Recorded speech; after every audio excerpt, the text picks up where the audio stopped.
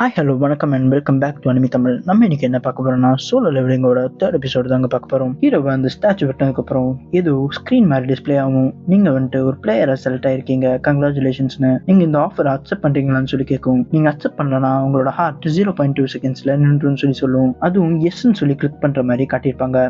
அதுக்கப்புறம் என்ன நடந்துச்சுன்னு சொல்லி பார்க்கலாமாங்க.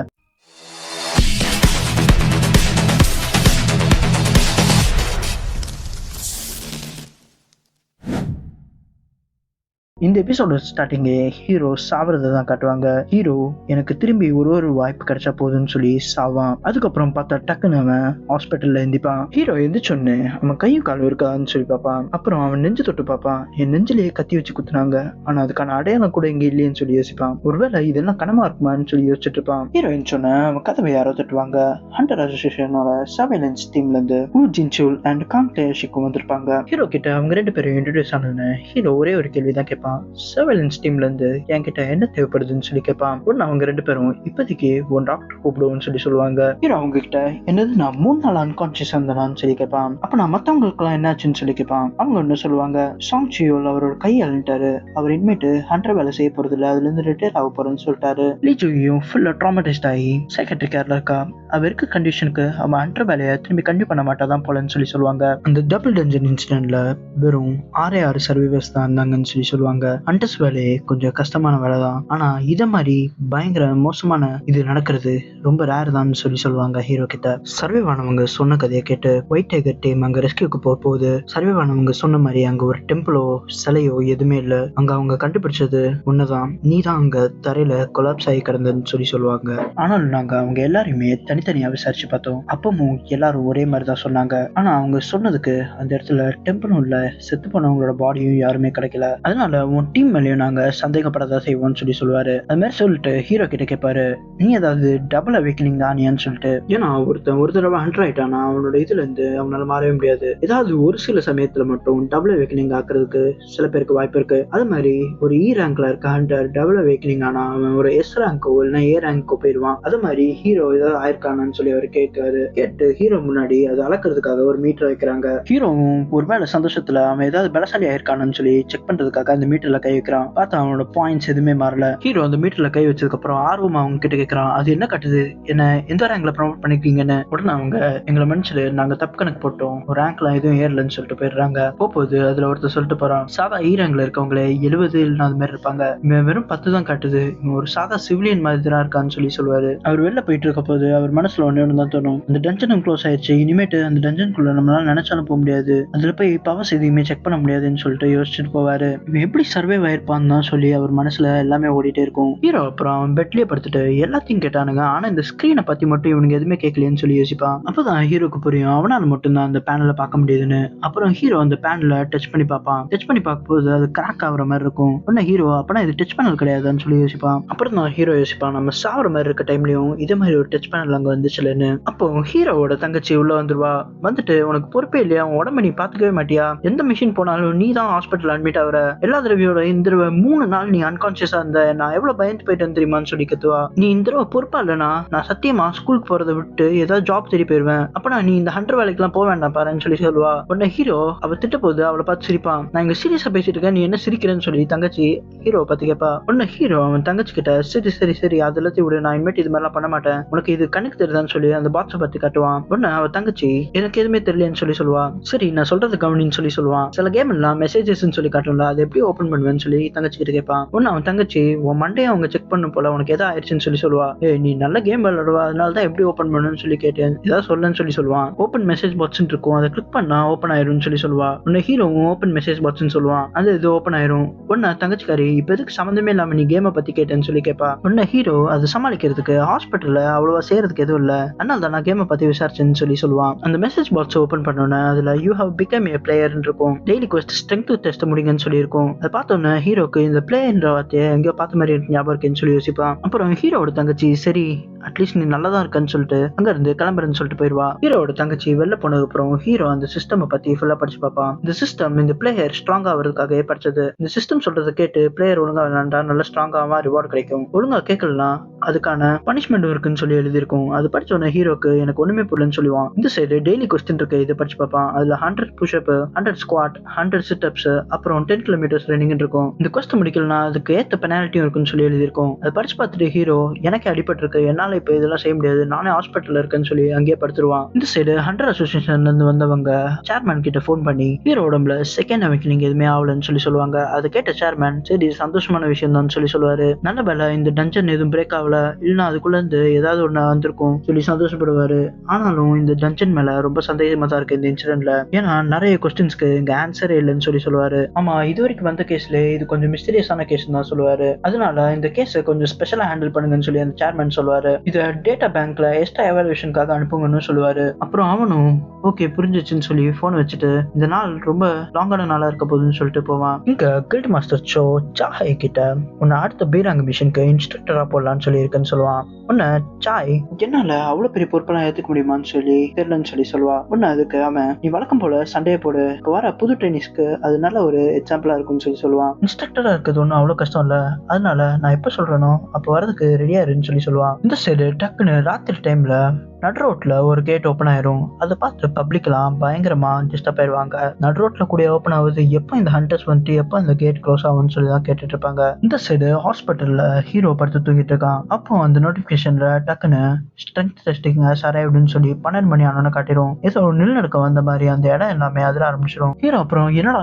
நிலநடுக்கம் வந்துச்சான்னு சொல்லி எந்திரிச்சு முழிச்சு பார்ப்பான். அப்புறம் பார்த்தா டக்குன்னு விழுவான். விழுந்துட்டு கண்ணை திறந்து அவன் பார்க்க போது பார்த்தா ஏதோ டெசர்ட்ல இருப்பான். ஹீரோக்கு உடனே எதுவுமே புரியாது, நான் என்ன ஏதோ கனவு கண்டனா, இப்பதான் நான் ஹாஸ்பிட்டல் இருந்தேன், அதுக்குள்ள எப்படி இந்த டெசர்ட்க்கு வந்து யோசிப்பான். ஹீரோ பின்னாடி ஒரு ஜெயிண்ட் டெசர்ட் சென்டிபீட் வந்து நிக்கும். அப்போ ஹீரோவோட முன்னாடி அந்த போர்டு திரும்பி வரும். அதுல கோல் 4 hours இங்க சர்வை பண்ணணும்னு சொல்லி இருக்கும். ஹீரோ இந்த சைடு என்னடா விளையாடுறீங்களான்னு சொல்லி கேட்பான். அப்புறம் அந்த சைடு ஹாஸ்பிட்டல்ல நர்ஸுங்க வந்துட்டு இங்க இருந்து பேஷண்ட் எங்கடா போனான்னு சொல்லி பார்ப்பாங்க. அந்த சைடு ஹீரோ டெசர்ட்ல உயிரை காப்பாத்துறதுக்காக ஓடிட்டு இருப்பான். ஹீரோ ஓட அந்த சென்டிபீட் துரத்துட்டே இருக்கும். ஹீரோ அப்புறம் இன்னொரு இடத்துல ஓட போகுது, இன்னொரு சென்டிபீட்டும் சேர்ந்து வரும். எவ்வளவு சென்டிபீட்ஸ் எல்லாம் இங்க இருக்குன்னு சொல்லி யோசிச்சுட்டு ஓடிட்டு இருப்பான். அப்புறம் ஹீரோ டைம் பார்ப்பான், இன்னும் 2 மணி நேரம் இதுல இருந்து நான் தப்பிக்கணுமான்னு. இந்த சைடு நர்ஸுங்க ஹீரோவை போட்டு தேட ஆரம்பிச்சிருவாங்க. அந்த பேஷண்ட் கிடைச்சா நானு சரி நான் போய் ஒரு தடவை ரூம்லயும் செக் பண்ணி பாக்குறேன்னு சொல்லி சொல்லுவாங்க. ஒருவேளை அவன் ஹாஸ்பிட்டல் விட்டு ஓடிட்டான் போலன்னு சொல்லி சொல்லுவாங்க. இந்த சைடு ஹீரோ நாக்கு தள்ள கண்ணுல இருந்து கண்ணீர் வர சர்வே என்னால இதுக்கு மேல ஓட முடியலன்னு சொல்லி டைமை பார்த்துட்டு ஓடிட்டே இருப்பான். டைம் இன்னும் 9 செகண்டோ என்னமோ தான் இருக்கும். அந்த சென்டிபீட் பாஞ்சுக்கிட்டு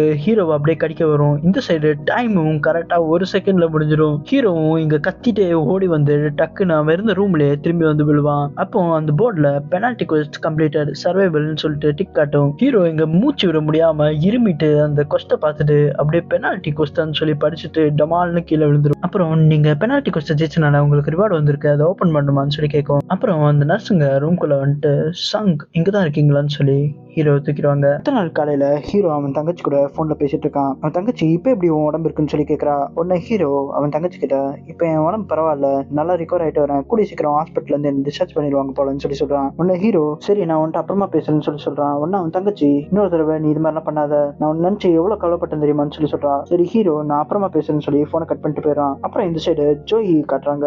ஜோயி கிட்ட யாரோ புதுசா ஒரு டி ரேங்க் டஞ்சன் வந்திருக்கு, நீ வரியான்னு சொல்லி கேக்குறாங்க. உன்ன ஜோகி இல்ல நான் வரலன்னு சொல்லி சொல்றான். இந்த போன்ல பேசினவரு ஒன்னு ஜோயி கிட்ட எனக்கு புரியுது நீ எதை கடந்து வந்திருக்கேன்னு, அதை கடக்கிறது கஷ்டம் தான், ஆனா உனக்கு தெரியுமா சன்ஜின்வோ எந்திரிச்சிட்டானா, அவன் இப்ப நல்லா இருக்கான்னு சொல்லி நான் கேள்விப்பட்டேன்னு சொல்லி சொல்றாரு. அதை கேட்டதுக்கு அப்புறம் தான் ஜோகியோட ஃபேஸ்லயே ஒரு ஸ்மைல் வருது. ஜோகி அடுத்த நாள் சங்க பாக்குறதுக்காக ஃபிளவர்ஸ் எல்லாத்தையும் வாங்கிட்டு ஹாஸ்பிட்டலுக்கு வரா. ஜோகி இங்க ஹாஸ்பிட்டலுக்குள்ள வரப்போது நல்ல வேலை ஜின்வோக்கு எதுவும் அவன் நல்லா ஆயிட்டான்னு சொல்லி சந்தோஷமா வரா. அப்போ அங்க 2 நர்ஸ் நின்று பேசிட்டு இருக்காங்க. அங்க பாத்தியா திரும்பி அவன் ஓட ஆரம்பிச்சிட்டான்னு சொல்லி பேசுறாங்க. அவன் கான்சியஸ் ஆனதுல இருந்து இதே மாதிரிதான் கன்யூஸா டெய்லி பண்ணிட்டே இருக்கான்னு சொல்லி பேசிட்டு இருக்காங்க. நான் நார்மலா கேள்விப்பட்டிருக்கேன் ஹண்டர்ஸ்லாம் நார்மல் பீப்புளோட சீக்கிரமா ஹீல் ஆயிருவாங்கன்னு, ஆனா இது பயங்கரமால இருக்கு, இவன் நம்ம சொல்றதையும் கேட்க மாட்டேங்கிறான், பாட்டுக்கு ஒர்க் அவுட் பண்ணிட்டே இருக்கான், அவ்வளவு அடி வாங்கியும் இவன் திருந்தவே இல்லை பாருன்னு சொல்லி பேசுறாங்க. இந்த சைடு ஹீரோ ஓடிட்டு வந்து ஒரு சேர்ல உட்காடுறான். உட்காந்துட்டு ஹீரோ அப்ப சொல்றான் நான் கான்சியஸ்க்கு வந்து 4 நாள் ஆகுது, அந்த 4 நாள்ல நான் புது விஷயத்த கண்டுபிடிச்சிருக்கேன்னு, இந்த ஸ்கிரீன் சொன்னும் நான் ஹாலுசினேஷன் பண்றதுலாம் இல்ல, இது உண்மையில இருக்கு, நான் டெய்லி கொஸ்ட் முடிக்க போது எனக்கு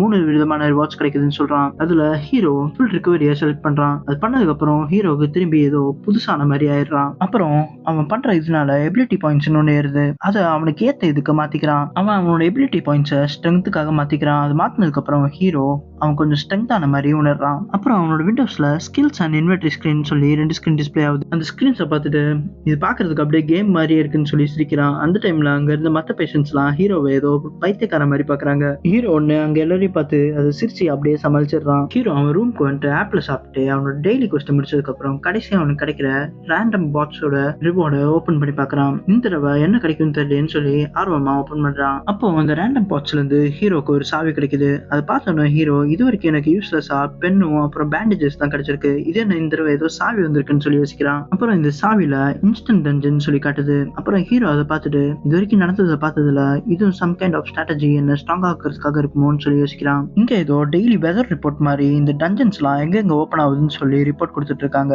டி ரேங்க் டஞ்சன்ஸ் இந்த இடத்துல ஓப்பன் ஆயிருக்கு, சி ரேங்க் டஞ்சன்ஸ் இங்கெல்லாம் ஓப்பன் ஆயிருக்குன்னு சொல்றாங்க. இது டக்குன்னு ஹண்டர்ஸ் குரூப் வந்துட்டு அவங்க கையில எடுத்து இதை டக்குன்னு சால்வ் பண்ணுவாங்கன்னு சொல்றாங்க. அது எல்லாருமே நியூஸ்ல எதுவும் டெலிகாஸ்ட் பண்ற மாதிரி பார்த்துட்டு இருக்காங்க. இந்த சைடு ஹீரோ அவங்க அம்மாவை பார்க்க வந்திருக்கான். அவங்க அம்மாவை பார்த்தோன்னா ஒரு பிளாஷ்பேக் சீன் வருது 4 வருஷத்துக்கு முன்னாடி. அவங்க அம்மா டக்குன்னு மயக்க போட்டு விழுறாங்க. உடனே ஹீரோ அவங்க அம்மாவை ஹாஸ்பிட்டல் போய் அட்மிட் பண்றான். டாக்டர் உடனே சொல்றாங்க இது பேரு எட்டர்னல் ஸ்லீப்னு, இதை கடைசி ஸ்லீப்னு கூட சொல்லுவாங்க, இது அந்த கேட்ஸ் வந்ததுக்கு அப்புறம் வந்த நோயின்னு சொல்லி சொல்றாரு. இந்த நோயை நம்மளால கியூர் எதுவும் பண்ண முடியாது, பெஸ்ட் என்ன பண்ண முடியும்னா மாடர்ன் மெடிசன்ஸ் வச்சு அவங்கள உயிரோட வேணா வச்சுக்க முடியும்னு சொல்லி சொல்றாரு. ஹீரோ இதை இங்க ஒர்க் அவுட் பண்ணிட்டே யோசிக்கிறான். ஹீரோ அவங்க அம்மா முடியாம போனதுக்கு அப்புறம் கன்ஸ்ட்ரக்ஷன் வேலைக்கெல்லாம் போய் பார்க்கறான். அவனால மூட்டையை கூட தூக்க முடியல. அப்புறம் தான் இந்த ஹண்டர் வேலைக்கு வரான். அங்க வந்ததுக்கு அப்புறம் பார்த்தா ஹீரோவை ஹண்டரா செலக்ட் பண்றாங்க. செலக்ட் பண்ணிட்டு உங்களால என்ன முடியும்னு சொல்லிட்டு பாக்குறதுக்கு நாங்க ரொம்ப ஆர்வமா இருக்கோம்னு சொல்லி சொல்றாங்க. ஹீரோ இது எல்லாத்தையும் ஒர்க் அவுட் பண்ணிட்டு யோசிக்கிறான். ஹீரோ அவன் தங்கச்சி கிட்ட போயிட்டு நான் ஹண்டரா செலக்ட் ஆயிட்டேன், இனிமேட் நம்ம கவலைப்பட வேணாம், அம்மாவோட மெடிக்கல் பில் எல்லாத்தையும் என்னால பே பண்ண முடியும்னு சொல்லி சந்தோஷமா சொல்றான். உடனே அவன் தங்கச்சி இது உயிருக்கு ஆபத்தான வேலை இல்லையான்னு சொல்லி கேட்கறான். உடனே ஹீரோ அதுக்கு அதெல்லாம் பிரச்சனை இல்லை, அதெல்லாம் நான் சமாளிச்சுக்கிறேன்னு சொல்லி சொல்றான். ஆனா ஹண்டர் வேலைக்கு போயும் ஹீரோவால ஒழுங்கா அந்த வேலையை செய்ய முடியல. அங்கேயும் காப்ளின்ஸ் கிட்ட எல்லாம் அடி வாங்கி தான் விடுறான். யாராவது வந்து எப்ப பார்த்தாலும் ஹீரோவை காப்பாத்துற மாதிரி தான் ஹீரோட சூழ்நிலை இருக்கு. அங்க இருக்கவங்க எல்லாருமே ஹீரோ மேல காண்டாவறாங்க. இந்த ஈரங்காரனால தான் நம்ம எல்லாருமே ஸ்லோ ஆகிறோம்னு சொல்லி கத்துறாங்க. உடனே ஹீரோ அங்க இருந்து நடந்து போகும்போது அவங்க சொல்றாங்க நீ எதுவும் கான்ட்ரிபியூட் பண்ணனா உனக்கு கிடைக்கிற பொக்கிஷத்துல இருந்து பங்கெல்லாம் தரமாட்டோம்னு சொல்லி சொல்றாங்க. உடனே ஹீரோ அவங்க கிட்ட சாரின்னு சொல்லி சிரிக்கிறான். அவனுக்கு நடந்தது எல்லாமே யோசிச்ச ஹீரோ நான் என்னோட எபிலிட்டி பாயிண்ட்ஸ் எல்லாத்தையும் என்னோட ஸ்ட்ரென்த்ல தான் போட போறேன்னு சொல்லிட்டு சொல்றான். ஹீரோ நேரம் ஹாஸ்பிட்டல் இருந்து கிளம்பி அவனுக்கு கிடைச்ச கீயை வச்சு அந்த இன்ஸ்டன்ட் செக் அவுட் பண்றதுக்காக வரான். ஹீரோ அவன் மனசுக்குள்ளேயே சொல்லிக்கிறான் இந்த தடவை நான் கன்ஃபார்ம் ஸ்ட்ரென்த் ஆயிருக்கேன், ஏன்னா நான் அங்க உள்ள இருக்க பீஸ்டுங்களை எல்லாத்தையும் சமாளிக்க முடியும்னு. அது மாதிரி ஏதாவது தப்பாச்சுன்னா கூட நான் இங்க இருந்து அடுத்த செகண்டே வெளில வந்துடலான்னு எனக்கு கான்ஃபிடென்ட் இருக்கு, அதனால நான் இதை ட்ரை பண்ணி பார்க்க போறேன்னு சொல்லிட்டு அந்த டஞ்சனை ஓப்பன் பண்றான். ஹீரோ அந்த டஞ்சனுக்குள்ள வந்தோடனே நீங்க இன்ஸ்டன்ட் டஞ்சனுக்குள்ள வந்துட்டீங்கன்னு சொல்லி காட்டுது.